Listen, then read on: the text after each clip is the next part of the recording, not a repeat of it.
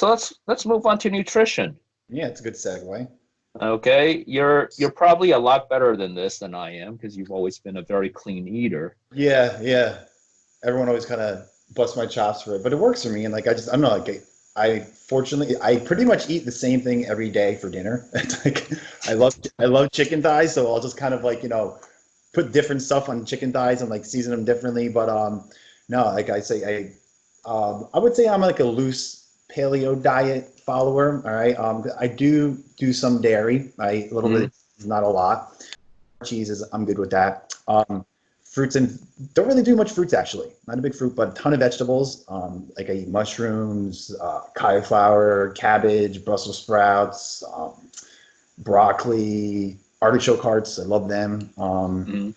And yeah, that's kind of, I kind of stick to like, basically the meats and the vegetables with a little bit of, dairy here and there. That's really it. And chocolate. Chocolate's bad. I can't have chocolate in my house. I actually bought 4 bags from Trader Joe's and they're going fast. I'm like, oh, whatever. I need some comfort food. But it's Hey, like, hey, I tell everybody my weakness, well, actually the weaknesses are chips and Doritos. also, you're more a salty guy. Oh yeah, yeah. If Yeah. I have any chips and Doritos at home, forget it. They're Yeah. gone. I'm more into Yeah, sweets. Yeah.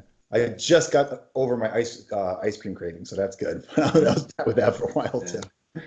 yeah. So I'm a, for my diet, I don't really follow any real diet. I just try to be conscientious of what I'm eating.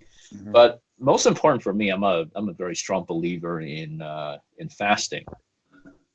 Yeah, Yeah. we've Me talked too. about this several Yeah. times. Right. Intermittent fasting, or the other name for it is restricted time eating, has done wonders for me. Has done wonders in terms of reducing my inflammatory level, reducing my joint pains, improving my energy level, and so this is something that really works for me. If you trace back the history of this, intermittent fasting, is this is what our ancestors used to do. Yeah. As a hunting gathering society, you go out, you hunt, you have to be able to eat and gorge and store energy when you can find food. And the days you can't find food, you have to be able to live off of your body's own reserve. Yep. And and That's the whole and I concept behind it. right, right. And this whole concept of eating continuously, 3 meals a day, Freezing. Yeah. yeah, grazing, stress eating. So what this does is that you're always in that storage phase. You're always storing more and more energy into your body, and but you never allow your body to expend its own energy. Mhm. Okay, so then what happens with over storage of energy is that ultimately this leads to a whole cascade of reactions that would lead to inflammation. Yep. And then inflammation, of course, now we know inflammation is the cause of everything. Yeah. Um, Pretty much. Yeah. yeah, chronic diseases, heart disease, diabetes, insulin resistance, Yeah. Now it's autoimmune conditions. I think in the past few months, I've shifted more towards a more plant-based diet. So I probably get about 50-60% of my nutrients from plant-based uh, uh, food items. I would say So this I'm probably there as well. Right. So this is your vegetables. Like you, I probably only have maybe 1 or 2 servings of fruit per day, so I don't eat a lot of fruit just because of the high sugar content.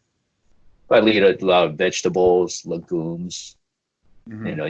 your beans, lentils, and then nuts. I snack on a lot of mixed nuts. Yeah, those are very healthy too. A lot of good fats in there for you. Right. So a lot of unsaturated omega 3s in there. Good source of protein, Hmm. low in sugar. Yep. Okay.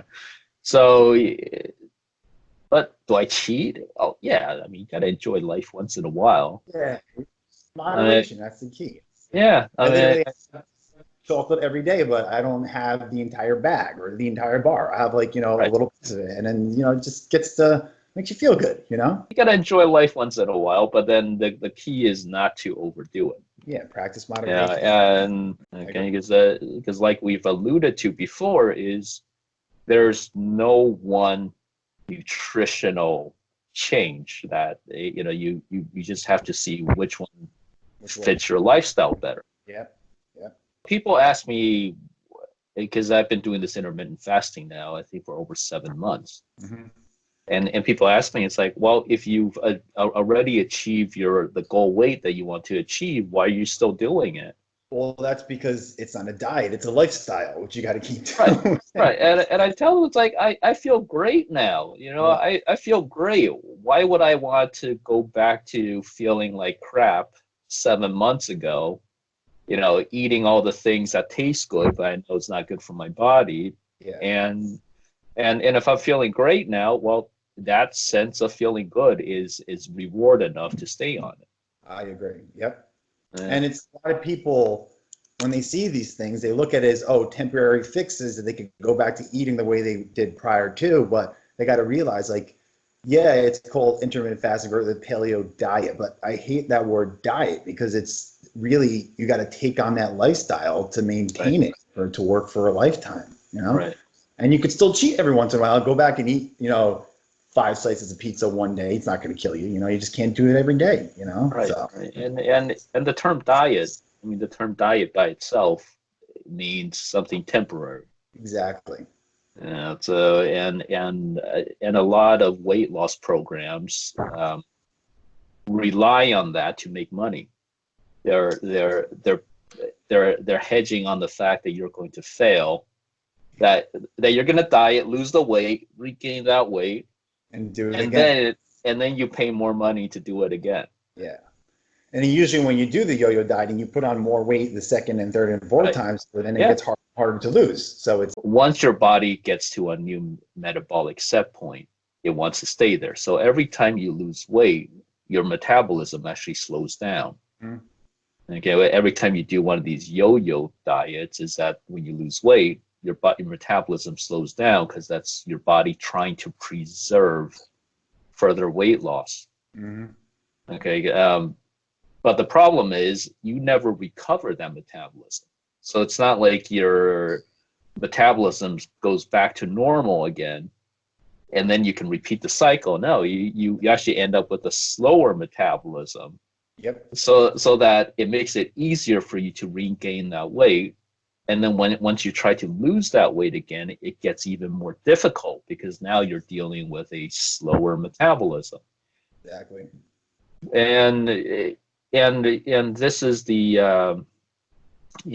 this is one of the concepts I always try to tell my patients is, look, once you just have to make up your mind.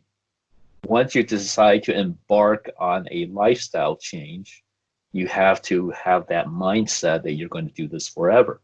Yeah. Yep. Okay, because if you keep doing that yo-yoing, you're doing irreparable metabolic damage to your body. Mm-hmm.